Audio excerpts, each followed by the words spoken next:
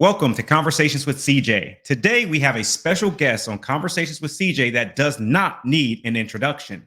She has achieved rock star status. And if you don't know what rock star status means, that means that you have to just say her first name and that's it. You can end right there because when you say her name, you know who she is and you know the value that she brings to the community and to the industry.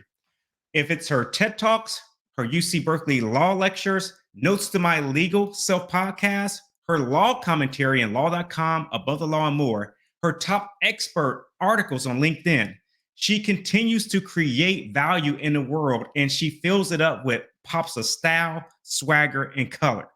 Today we have Olga Mack, the Gen.AI editor at Law.MIT.edu, part of MIT Computational Law Report. So welcome to Conversations with CJ. Olga, how are you today? I am great, but thank you for that generous introduction. I love that you mentioned all kinds of things about me. The one thing you haven't mentioned is that people who work with me long enough use Olga as a verb. They will say, do not Olga me.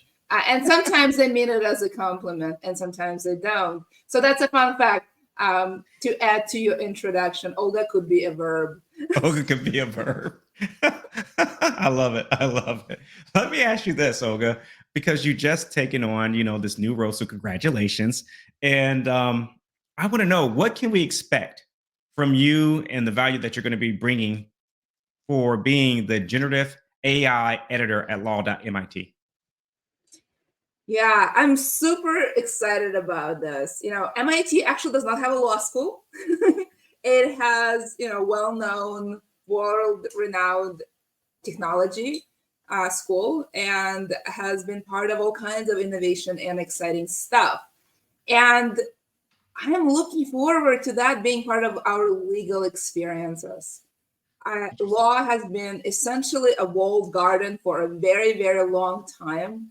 And it shows. It shows bright and clear. We have been referring to other professionals as non-lawyers. I think that's the one N word should never be part of any conversation. I look forward to essentially bringing talent into solving our relationship with law for everyone. And to be clear, we definitely in law have a challenge of serving folks on the low income side. But the reality is we underserve in law in every income bracket. And no matter how you incorporate it or not, we all have accepted that dysfunctional relationship with law is totally normal. We expect it and we sort of live with it like we would live with the bad weather. Except it doesn't have to be this way. We can attract top talent, whether or not it has a law degree or not, to solve the world's most important problems. And many of them are legal. And that's what I'm hoping to do. I'm hoping that law.mit.edu becomes a destination where folks who have ideas and abilities to solve our relationship with law express themselves in the medium that they're comfortable and proficient in expressing and actually go do it. That's what I'm hoping to accomplish. How about that for a very teeny tiny mission? It's a big mission. And I think you're the right person to lead the charge for sure. Because you're talking about, like non-lawyers, and you said that's the N word that we have to, kind of abolish. I love that. I want to ask you a question about AI. I just recently had a conversation with an individual who's in the Bay Area, because I know you're in the Bay as well. And he's on a mission to eradicate homelessness. And he has a nonprofit. And he talks about the different programs that case managers have and whatnot.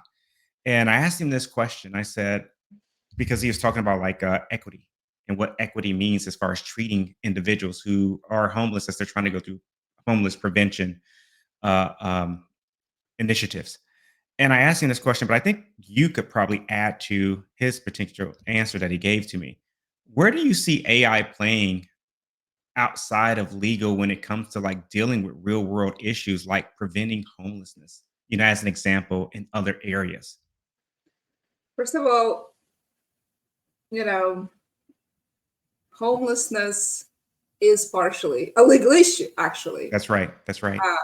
So, and maybe that's not where I should start. What I should start with is that I love San Francisco. I was 13 when I immigrated to the United States and somehow miraculously was dropped in this amazing city. I mean, fun fact, my high school had a view of Golden Gate Bridge in the backyard, Oh, essentially. wow. And that's how terrible my childhood was. I will tell you that was completely lost on me as a child. As I was sort of persevering through not speaking English and adapting and figuring out those interesting Americans. But now, with kids of my own, I'm looking back and I was like, wow, I had Golden Gate you could see it from, where I had lunch, essentially. That's a fun fact. So I love this city, and I walked the city and lived in many parts of it. It's an amazing city. It's full of diversity and cultures and experiences that you can't have anywhere else in the world. And I've been in most places in the world. And it always had homelessness problems. Ever since I've been there, probably well before. It has exacerbated during the pandemic, and I'm hoping we are on the way to solve it. And yes, we need everything we can use to solve that problem. As I said, homelessness is partially a legal issue. And what I, for example, mean by that is that many homeless individuals do not have all the identifications they need. That means they won't be able to get a job because, practically speaking, in the United States, you will need to prove your identification to get a job. Many of them do not have a phone. You will need a phone to talk to a prospective employer. You may not be able, without documents, get room and board. That means you're not going to be able to take a shower. So there's all kinds of things. You will have even more exacerbated experience of dysfunctional relationship with law, where law doesn't serve you, and most unfortunately, actually creates additional obstacles. Meaning well, yet exacerbating the problem. I'm not saying that AI or technology generally can solve every issue, but it is one of many tools we have in our toolbox to, create, for example, identification of folks without actually having an ID, for example, by recognizing face, for example, so they can get a job or they can get a house or they can apply for benefits or they can get room and board, whatever that may mean. And, there's still going to be plenty of things to solve. But technology can streamline a lot of things and solve for human errors and for absence, for example, of identification information, which is actually a big challenge. So technology could be helpful, and we should absolutely use it.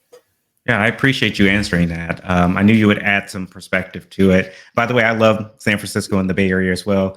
It's hard My not high to love. How do you not love a city that is beautiful, diverse, has amazing food, has some really great humans, and just a cultural destination for the world? It really is. And, fun fact, I went to high school for a small portion of my high school. Oh, really? That's my, Where did you go? So I was in Marin County, and I went to a school that I don't think it exists anymore, but it was Drake, and so Okay. Drake High School in San Anselmo, and so I would enjoy Marin County when I was there, and my family has at the time we had a private investigative company that my grandfather had stood up back in the 70s, Webster and Associates, and so San Francisco is near and dear to my heart, and I can tell you all type of crazy private investigative stories that I've heard over the years from my summers going out to the I Bay. mean, we do attract colorful characters. That's why we're so colorful and amazing. So, welcome That's to San right. Francisco. And I think it fits with you, when you talk about the diversity there. And I think about, when I was reading, your profile on LinkedIn, and it talks about your love of art, right? And your love of art, and I see that even in the style that you have when you create, whether it's a post or a picture. Even look at you today. With the pop of color that you have, right? I mean, you bring something extra into the world, specifically, with how you think and how you address problems and how you talk about AI in a way that you can speak at a very high, complex level, but you can also make it very simple. And I see that as a way of you being approachable and being a leader, and that's why you're so needed right now as we enter into this revolution with AI and legal tech. My question to you is, in a recent post, you talked about yourself being described as a human B12 shot, and I agree. It you wasn't you, my you term. It was somebody else who described Okay, me. it's someone else's turn. Okay, and But and I you do talked about, describe myself as an artwork in progress. you do, and you also say, you said, I mean, when I first met you, you said, I am a working executive, and I was like, you sure are. It's like she works. I mean, just even with your expert commentary on LinkedIn, that's a book. That's multiple books in volumes on leadership and on AI and on technology and on presentation. But my question to you is that, when you talk about mentorship, what's one of the best pieces of advice that you received from one of your mentors that you would like to share with people? Oh, um, so many. Let me actually start by answering a couple of things. I wasn't born to love art. It actually happened to me because my best friend was into art, Mm. and I was actually not quite good at it, nor had an intrinsic interest. But I had an intrinsic interest to spend more time with my friend. You will find that I keep my friends through time and space and continents as I go through life, and that motivates me to do all kinds of things, including start painting and drawing and sculpting and doing all kinds of stuff. And this is not something that I was born to do or had even an inclination to do, but considered doing because my best friend was into it. And what I discovered that even for folks like me who do not have an intrinsic talent in any of that, it's a learned skill. And that's the one thing I kind of learned through that experience. And that's why art sort of, I spent a lot of time perfecting it, is because it's amazing to me how much you can perfect through practice and persistence. And to me, that's what art is, and that's why I held on to it.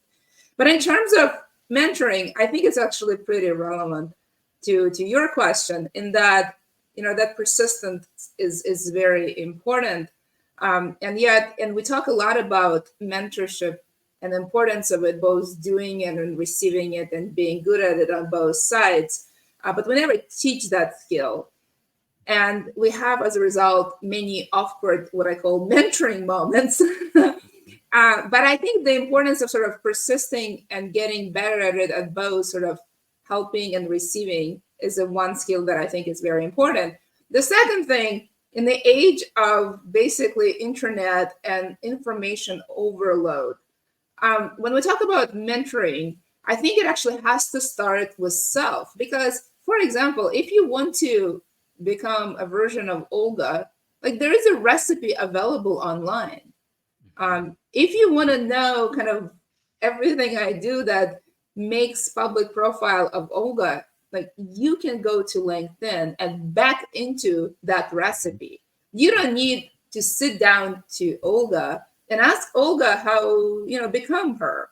In fact, if you do that, that would be very awkward and frankly uncomfortable. And I may not be as good at generalizing how to become one because I'm doing it, than you looking at it from a sort of third person point of view and creating a recipe. So what I'm trying to say is that mentoring has to start with research and observation and backing into a recipe, and then actually approaching with questions that you cannot Google, Chat, GPT, or discover through research. I found that took me a long time to realize that, but the skill of persistence, research, and then asking questions that are not Googleable, I think Mhm. those are the top three skills. Wow. I mean, that right there is something that you can make a career off just talking about that. Right? Because it's so I heart real. you too. I heart you too. How about that? How about that? No, no, it's so real. So I know time's of the essence. I have just I have two questions to ask you because I want to know, and I think I know your answer, but you know what? I'm going to do it anyway. So here's the question. What sparked you to create? It's two questions. What sparked you to create Notes to My Legal Self. And if you had to pick one, which one would you say is your favorite? Oh man, what sparked? It Notes to My Legal Self actually sort of evolved. It started as written word, then it became pictures, then it became videos, and it's actually still sort of in search of identity, so to speak. It really sort of represents my search of trying to learn about the future of law. And I found that over time, when I invite people to a podcast, they're just much more excited and less awkward to talk to me than sort of with one-on-one. Um, you know, I've now talked to many folks, you know, well over 100 on Notes to My Legal Self, from judges to entrepreneurs to general counsel to partners to politicians to all kinds of folks. I learned quite a lot in the process. I really liked them all. Every conversation was special, and it was appropriate, and it was fun. And I don't usually pick favorite. In fact, my children, I have two children, um, 12 and 14, often ask me to pick a favorite. And I tell my older child that she is my favorite older child. And I tell my younger child that she is my favorite younger child. And all of that is true. I can't pick. I love them all. If I wouldn't love them, I wouldn't have them. I feel the same way about every creation. That is my favorite conversation with the Louisiana judge. And this is my favorite conversation of this company's general counsel. And yes, it's a category of one, as my children point out to me, but every one of them is special and has been part of my growth. So yes, I love them all. That's awesome. Olga, where can people, that if they're just, I don't know what rock they're hiding under. I mean, you have over 35,000 followers right now, so you have a small mid-sized city that loves your work. If people are looking to find you, where can they find you? I do walk hallways of LinkedIn quite a lot, and it's probably for most professionals the best place to get in touch with me and have conversations with me, whether they're through interactions and comments or DMing me. Most of my conversations are private. It turns out that when you talk to folks about laws and the future of laws, they do not want to be on record. So I spend quite a lot of time having private conversations, usually in my DM. Sometimes it moves to my email. I show up in many places, however. I'm very active on ACC. I like the community of in-house professionals. I helped to start the ACC docket. It's very near and dear to my heart. I think it's a special country club, and I love the folks who come there, and I love to serve them, whether they're legal operators or in-house leaders. I've been showing up on Above the Law for a very, very long time. David, the founder, and I had struck a conversation about 10 years ago, and he said, Olga, you should write for us. And I said, who are you? And that's how it all started. And I have a loyal following there of folks who actually practice in law firms of all sizes. And they, again, interact with me in all kinds of ways. So I like to show up and have conversations with the community, because that is the way to learn, and that is the way to nudge to build a bright future of law. And I'm super excited to have those. Remember, I'm a working executive. I actually work. I do think that execute is a verb, just like Olga is. And you need to show up and do work. Well, Olga, I want to say thank you. And I'll say this to you in person or virtually in person because I want to make sure that you receive it. And I stated this publicly with the announcement of you taking on this new role. I said, in my mind, you are akin to an eagle, destined to soar high. Your potential knows no bounds, it resides within the vast expanse of the sky. And this is because you must continue to fly and grace the world with your gift. And that's what you do every day when you show up and you provide us so much value. So thank you so much for your time. Thank you so much. And I heard you too, a ton. Thank you so much. Thanks, Olga.